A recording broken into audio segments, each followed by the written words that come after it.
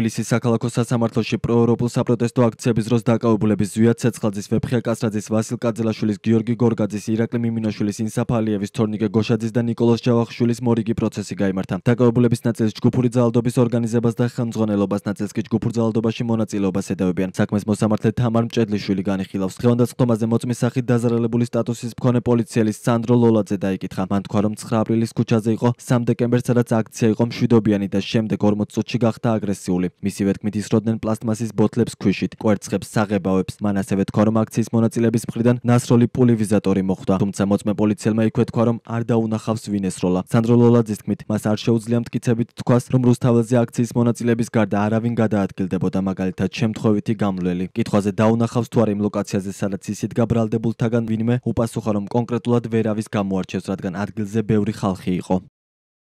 სანდრო ლოლაძის შემდეგ პროკურატურის კიდევ ერთი მოწმე თამარ ჭანტურია დაიკითხა. თამარ ჭანტურიას თქმით, 112-ის სამსახურის წარმომადგენლები 28 ნოემბრიდან 3 დეკემბრის ჩათვლით რუსთაველის გამზირზე იმყოფებოდნენ, რა დროსაც დაუზიანდათ აღჭურვილობა, ტანსაცმელი, სახანძრო და სამაშველო ტექნიკა. მისი თქმით, სამსახურმა დათვალა ზარალი, რაც 62785 ლარია. კითხვაზე, პატაკებში, რომელიც 112-ის თანამშრომლებმა დაწერეს, ხომ არ არის რაიმე მაიდენტიფიცირებელი ნიშანი იმ ადამიანების, ვინც სავარაუდოდ ზიანი მიაყენეს ტექნიკას? მოწმემ უპასუხა, რომ არა. ადვოკატი შოთა თუთბერიძე ასევე დაინტერესდა, ხომ არ ხდებოდა მათი ავტომობილების გამოყენება სპეცრაზმელების წყლით მომარაგებისთვის, რაზეც მოწმემ უპასუხა, რომ არ იცის.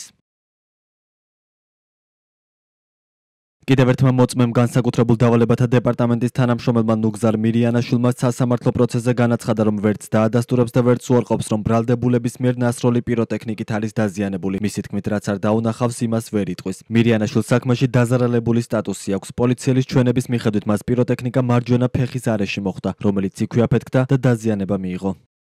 დაკავებულებიდან 3-ს ზვიად ცეცხლაძეს, ვეფხია კასრაძესა და ვასილ კაძელაშვილს ჯგუფურ ძალადობის ორგანიზებასა და ხელმძღვანელობას ედავებიან. მათ 6-დან 9 წლამდე თავისუფლების აღკვეთა ემუქრებათ. ბრალდებულებიდან 5-ს გიორგი გორგაძეს, ირაკლი მიმინაშვილს, ინსაფ ალიევს, თორნიკე გოშაძეს და ნიკოლოზ ჯავახიშვილს ჯგუფურ ძალადობაში მონაწილეობას ედავებიან. მათ 4-დან 6 წლამდე თავისუფლების აღკვეთა ემუქრებათ.